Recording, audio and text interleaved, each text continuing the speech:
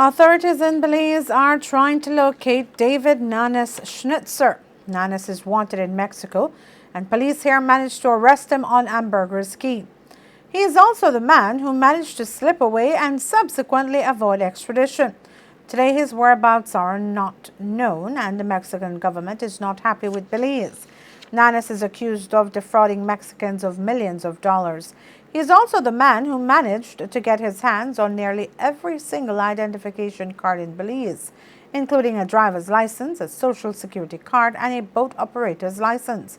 He was arrested and his nationality revoked. But after Judge Dennis Hanuman Singh heard his bail application and decided to grant him bail at a sum of $10,000, authorities have not seen Nanez. Prime Minister Dean Barrow shared his views on the case. We would have loved to simply send him across to Mexico, but we have due process. We have legal requirements that we must follow, and in the course of trying to comply with due process requirements in this country, he was taken before the courts. The courts gave him bail. I have my own views about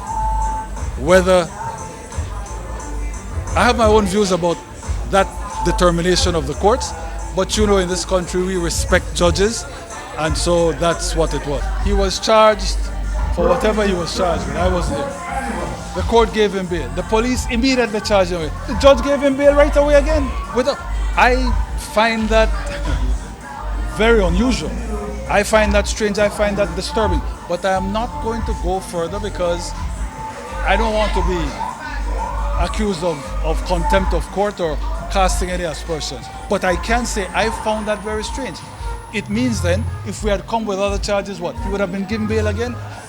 Very, very worrying. But no doubt the judge who heard the bail application and made his decision knows why he granted bail.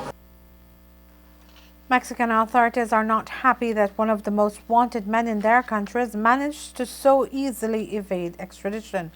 However, Barrow says that he has no regret that proper procedures were followed. Indeed, they had, as I am being informed, sent a request for his extradition.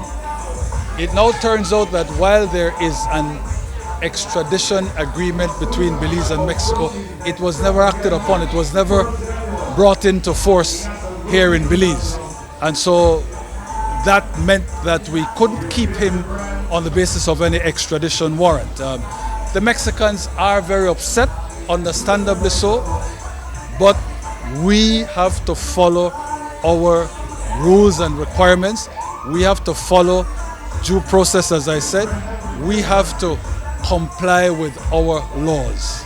I very much regret that we were not able to simply ship him out to the Mexicans, but I do not regret the fact that we chose to follow the law, even at the risk of offending our best neighbor. We chose to be true to our culture, our legal requirements, our democracy. Sir, there has been an issue raised that because this man is such an important or an infamous figure, Belizean authorities ought to have been running some sort of surveillance on him the immediate moment he was bailed. Well, you'll have to ask the police about that. It was my understanding that that was supposed to have been done. You really need to find out from them how he was able to give them the slip. I am not yet briefed on that, but you're perfectly correct. That was the instruction. Shadow this man, because we would have found some other charge or some other basis on the law to detain him again. But he obviously gave the police the slip. Barrow says that there is an ongoing investigation in the matter. You know, when there are things that make clear that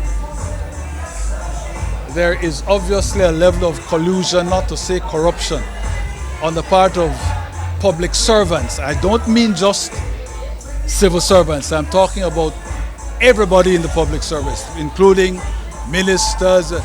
When anything happens that demonstrates that things can be done to circumvent the law in consequence of the collusion of persons in authority. That is very distressing, it is very upsetting. Of course, we're never ever going to have a Simon pure society, but it leaves me extremely distraught.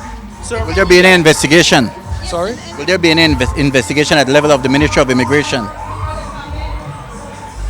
There is already an investigation. Remember, he had nationality, and that was revoked. That's another thing that, again, in terms of following the law, if we had simply revoked the nationality and handed him across, but the law requires that we publish notice of the revocation. Look, while a lot of things went wrong initially, leading to, for example, the grant of nationality, when, as I understand it, he didn't properly qualify. In the end, what prevented us from simply handing this man across is our determination to follow the law. And I repeat, once the minister signed the revocation order, you might well ask, why not simply hand him across? Because the law says you must publish it in the Gazette, you must serve notice on him, and that is what caused time to elapse, which permitted his going before the courts and getting bail from the judge. Is there any investigation going on as to find out how he got that nationality and other We know documents? how he got it. That's why the minister revoked it, because the minister was able to determine that, in fact, it was improperly had, that documentation support put forward in support of the nationality application was fraudulent. I am sure that every effort will be made to bring before the Public Services Commission whoever might have been responsible for processing, approving, presumably knowingly, that false documentation.